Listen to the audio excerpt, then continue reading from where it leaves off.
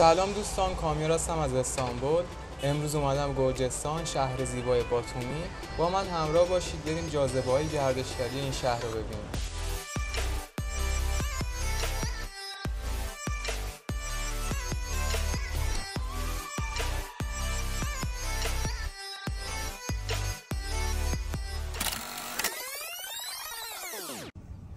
از اونجایی که بلیط هواپیمای استانبول به باتومی یه چیزی حدود $300 نفری، تصمیم گرفتیم با بلیط هواپیمای داخلی استانبول به ترابزون که حدوداً $45 خریدیم خودمون رو برسونیم به ترابزون.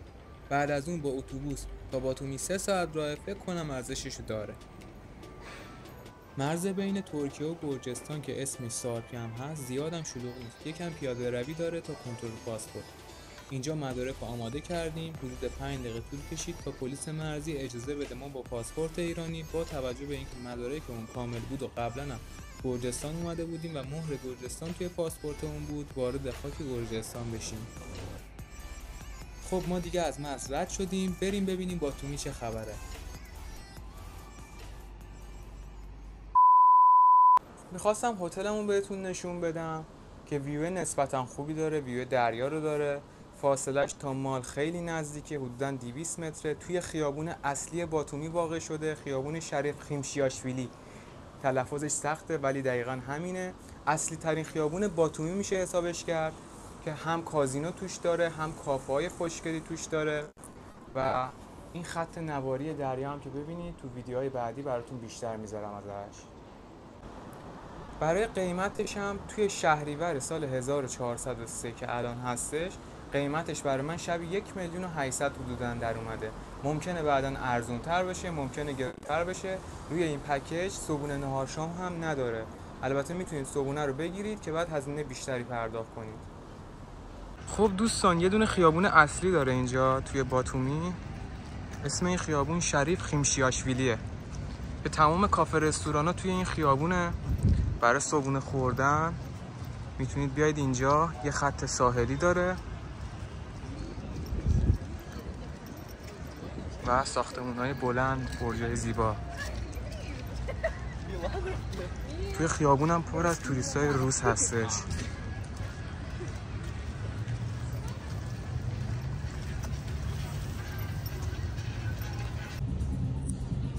اینم قیمت صبحونه ها. البته یه رستوران اینطوری لب دریا. صبحونه کاملش 44 لاری، صبحونه انگلیسی 28 لاری تا قیمت های پایینش هست دیگه. املت سادهش 11 لاریه. خب اینم املتی که سفارش دادم، کنارش هم یه قهوه گرفتم. اینم اون صبحونه انگلیسیه که البته سوسیسشو گفتش که گوشت خوکه.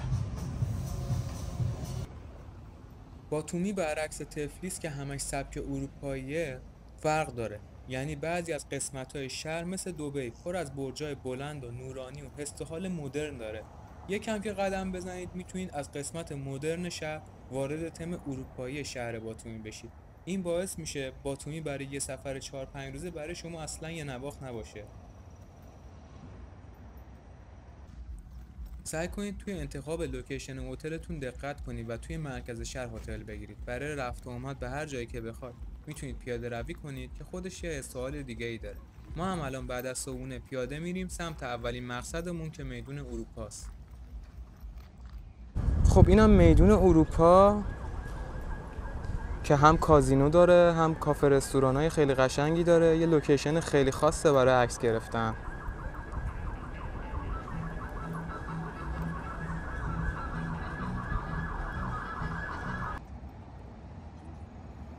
دقیقاً پشت میدون اروپا میدون شهرداری است که اینجا هم میتونید عکسای باحالی بگیرید. حالا بریم مقصد بعدیمون که سمت مجسمه علی و نینو هستش.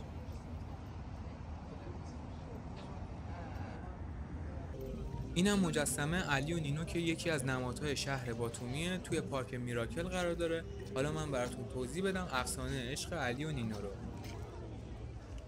داستان عشقی علی و نینو به این صورت بوده که علی 18 ساله مسلمون از باکو عاشق نینو 17 ساله گرجی میشه.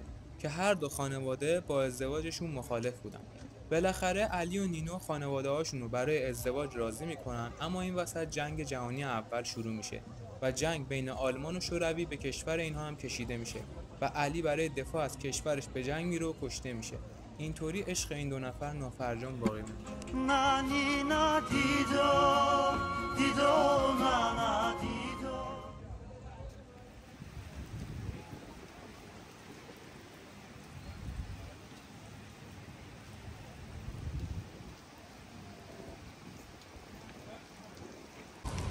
باتومی هوا هر لحظه ممکنه که نابودتون کنه، پس 2 تا از این مشمع میخرید و میپوشید. بزن به دل جاده، هوا رو ببین. دوستان توی شهر کافه زیاده. حالا ما یه کافه معمولی معروف که همون مکدونالد باشه، هم غذا داره هم کافی و نوشیدنی‌های دیگه داره رو براتون قیمتش رو آوردم. یه دونه ترکیب آب هندونه و لیموناد 5 لاری، یه دونه قهوه آمریکانو بزرگ 6 لاری، حدوداً شدن 11 لاری با هم. قیمت لاری هم امروز 22,000 تومنه. خب ما بعد از یکم استراحت راه افتادیم سمت میدون پیازا. اینجا کلی کافه و بار داره با موسیقی زنده.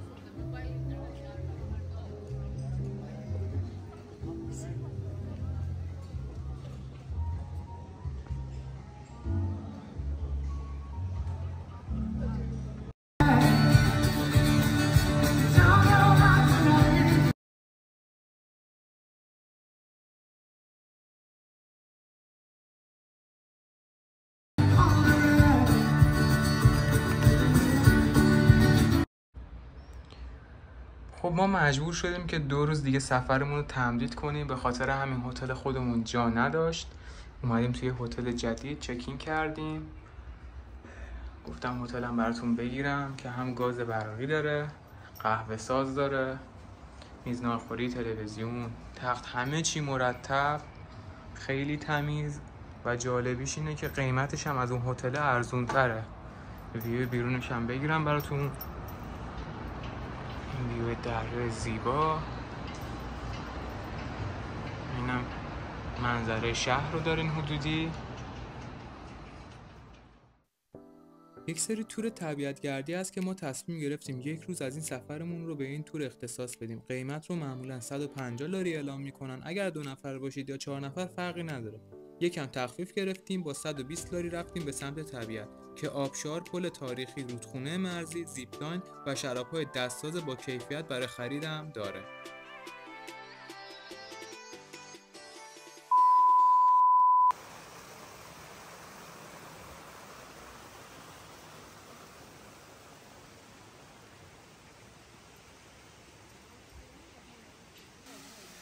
اولین جایی که اومدیم این آبشار فوق‌العاده زیباست که از دیدنش سیر نمیشید. یکم پایین‌تر هم چند تا مغازه شراب‌های دستساز می‌فروشن. چند تا عکس بگیریم بریم مقصد بعدی.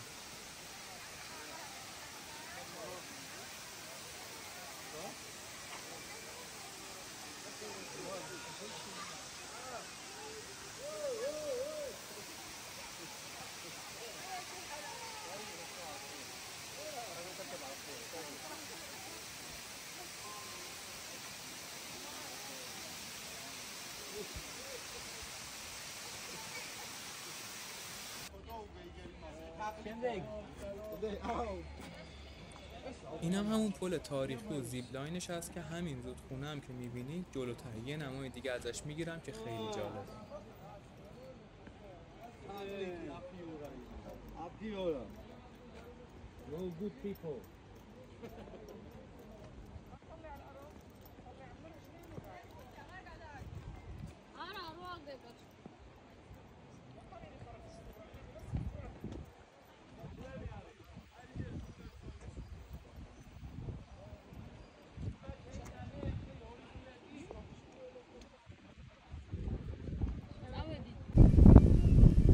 اینجا هم یه رودخونه‌ایه که آب ترکیه و گرجستان به هم میرسن. دقیقا نگاه کنید از خط وسط خیلی مرتب جدا شدن از هم. قسمتی که رنگ خاکی و گلیه برای گرجستانه و قسمتی که سبزه برای ترکیه است. یکی از عجیب ترین و جالب ترین چیزاست. یعنی قشنگ مساوی از هم جدا شدن.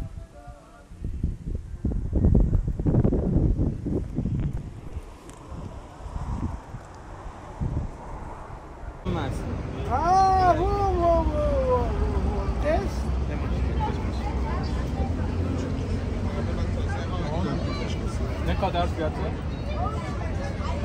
Bardak mı? Bir tane bundan. Ha, bir tane 30 lari, 30. Bu nasıl? Bu 25 25 lari. Ama çok iyi. Ha, 20.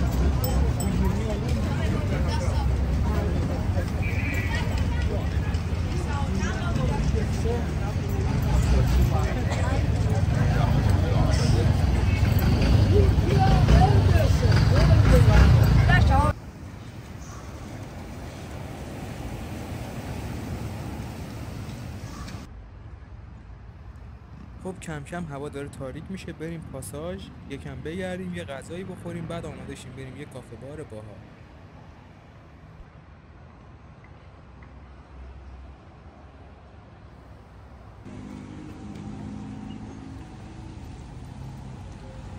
این میشه گفت تنها پاساژ باتومی هست که میتونید برای خرید بیاید اینجا. اسمش گرند ماله که تقریبا همه برندها هم داخلش داره.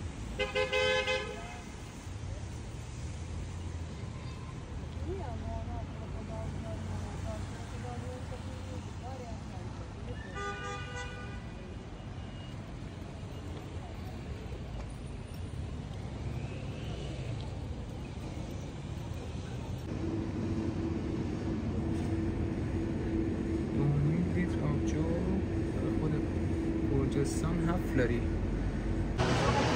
خب دوستان، غذای KFC توی پاساژ براتون بخونم. حالا گرجی نوشته. یه دونه آمریکانو گرفتم، قهوه آمریکانو، یه دونه نوشیدنی اسپرایت گرفتم، 8 تیکه بدون استخون، کنارش ناگت گرفتم و سیب زمینی.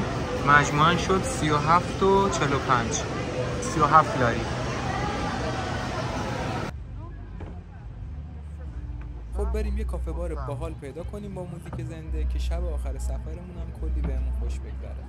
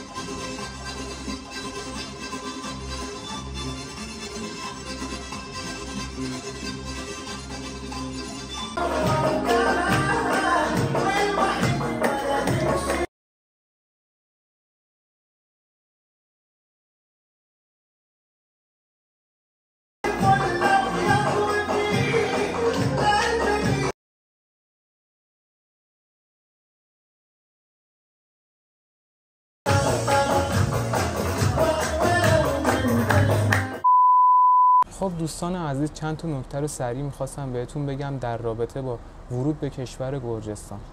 شما برای ورود نیاز دارید به اون تعداد روزایی که میخواید بمونید $100 همراهتون باشه حداقل. مثلا 4 روز میخواید بمونید 400 تا 500 دلار پول نقد پیشتون باید بذارید.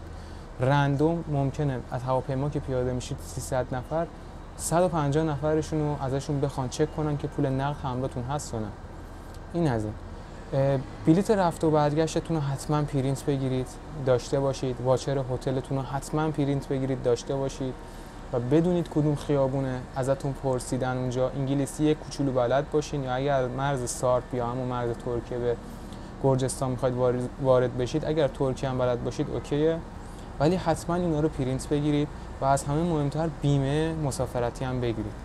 خیلی این چیزها رو روی مسافرای ایرانی تاکید میکنم که گیر میدن توی مرز و به هر دلیلی ممکنه شما رو راه نده. خیلی راحت میتونه شما رو راه نده و دیپورتتون کنه.